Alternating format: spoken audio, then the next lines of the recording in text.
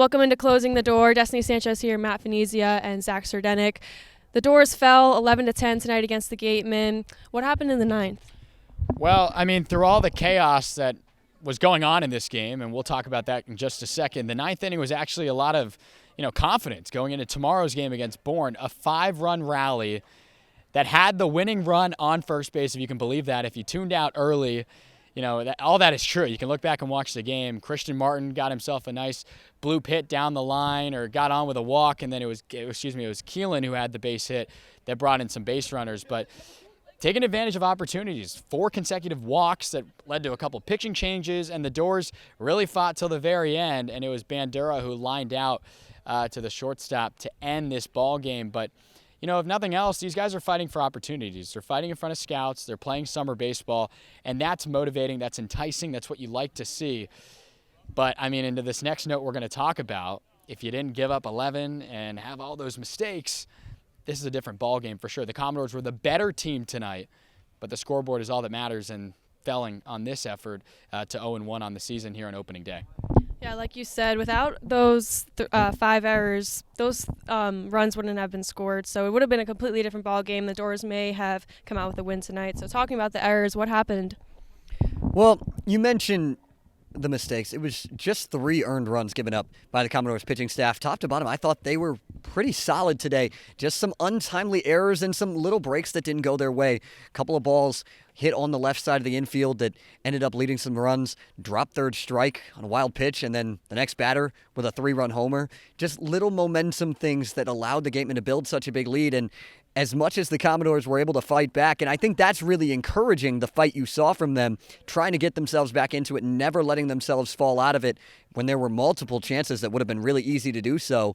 They just were unable to get all the way back because they dug themselves so big of a hole.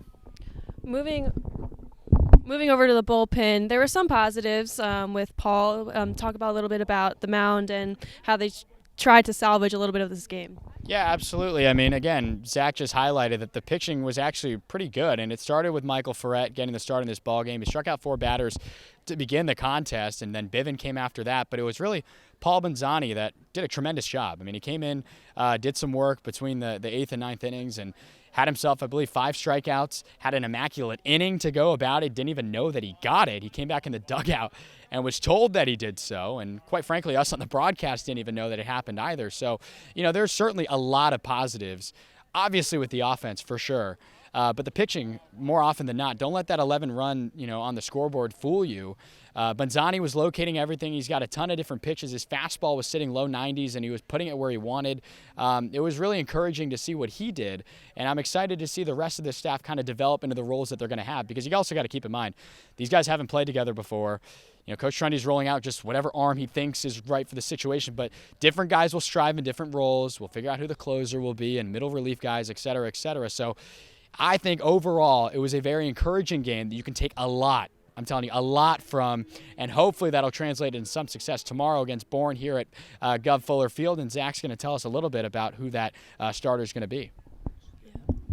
Yeah, well, the probable as of right now is Carson Montgomery, and that's a good sign for Falmouth based on what he did last year. 4 scoreless innings in his start for Falmouth a year ago. Went to Team USA, didn't give up a run for Team USA last year either. Had a bit of an up and down year this year at Florida State, but he's got all the arm talent that you could ask for coming on the mound against a very good Bourne team. Well, we'll have to see you tomorrow night at 6 p.m. here at Gov Fuller Field for the Commodores to face the Bourne Braves. Destiny Sanchez, Matt Venezia, Zach Sardenik. This has been Closing the Door. We'll see you guys tomorrow.